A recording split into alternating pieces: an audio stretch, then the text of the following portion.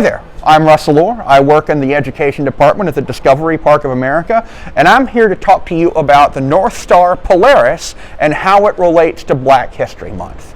Now, Polaris is not the brightest star in the sky. In fact, Polaris is only about the 50th brightest star in the sky right now. That's not how you find it.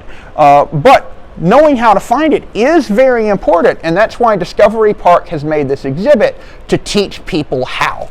So, you use the Big Dipper asterism. Now, you'll notice I did not call it a constellation. An asterism is a smaller pattern of stars that's just part of a constellation. In this case, the Great Bear, Ursa Major. So you use Dubhe and Merak, the two pointer stars, and if you trace an imaginary line through them going upward, that will show you where Polaris is.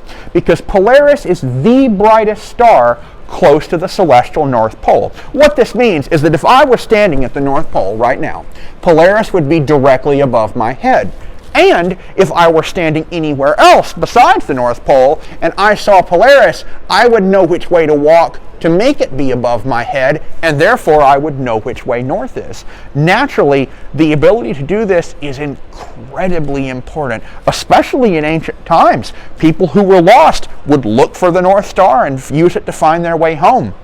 And because Polaris is so important, it's been the topic of a tremendous amount of scientific research.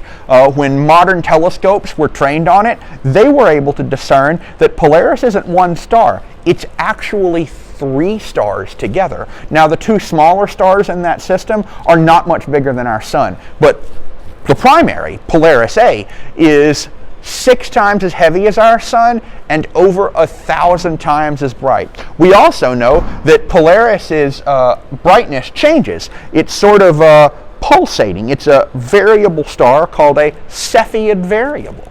And that means that Polaris is not always going to be as bright as it is tonight, just like it won't always be the North Star. As Earth's axis of rotation slowly traces a big circle as the North Pole points to a different direction, eventually, thousands of years from now, Polaris will not be the North Star. But whichever star is will be able to be used for navigation the same way Polaris is today. So, how exactly does this relate to Black History Month?